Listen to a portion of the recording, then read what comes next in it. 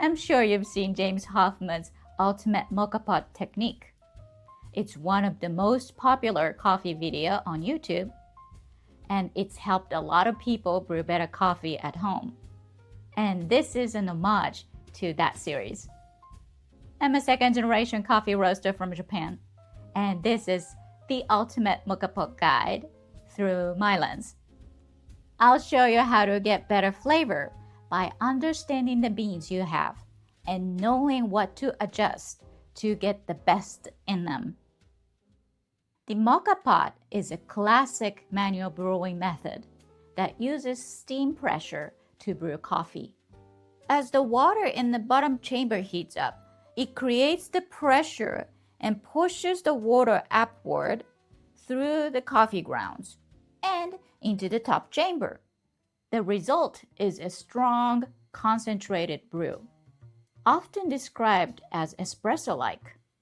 But it's brewed at much lower pressure and much higher temperature than the real espresso machine. The Moka Pot uses steam to push near boiling water through the grounds, unlike the controlled extraction temperatures you get with espresso or pour-over methods. The high heat can bring out unwanted flavors, especially burnt bitterness, if you're not using the right beans or grind. And unlike other brewing methods, you can't precisely control the water temperature here. That's why small adjustments to the coffee itself can make such a big difference. The one thing I always adjust for Moka Pot, no matter what beans I'm using, is the grind. I go finer than I would for pour-over, but not as fine as espresso. A finer grind gives the hot water more surface area to contact, and the water volume is small and it moves quickly. That extra surface area helps extract more flavor before the brew is done. But I don't go all the way to espresso fine because that can cause clogging. It also increases the chance of over-extraction, which can lead to harsh or muddy flavors. With the Moka Pot, small changes in grind or heat can make surprisingly big difference. It's a compact system and everything happens fast.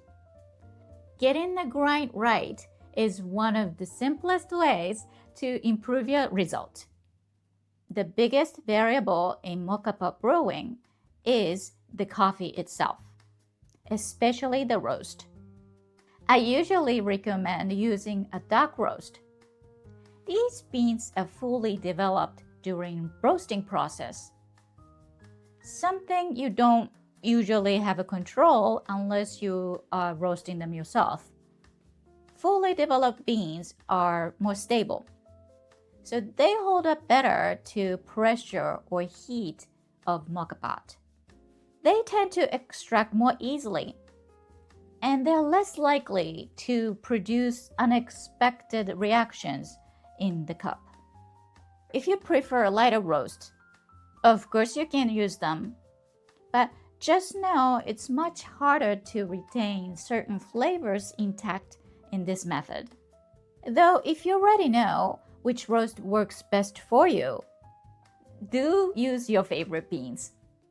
But if you are after the Moka Pot's signature strong brew, a bold, round, and satisfying cup, dark roast will give you a much better starting point. Like with any manual brewing method, the key to getting better flavor is understanding the beans you're using and making the right adjustments. Roast level is the first thing to look at, and it's the easiest to determine. You can usually make useful assumptions just by looking at it. In general, lighter roast contains more moisture and acidity than medium or dark roast. That affects the density of the beans and how your coffee responds to heat, pressure, and the brewing speed. But the roast level isn't the only variable. Some coffees are more forgiving.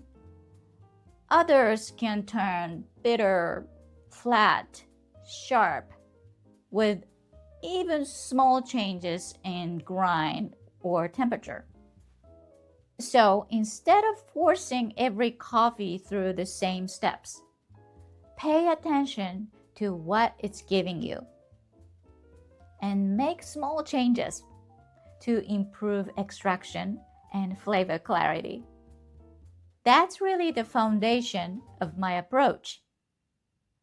Use your senses, notice what's working, and fine-tune your technique to bring out the flavor balance.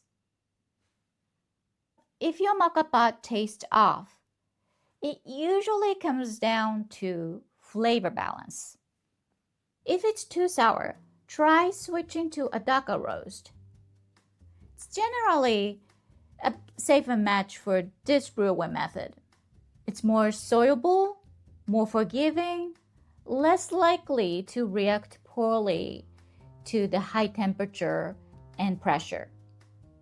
If it's too bitter, try taking it off the heat just a little earlier.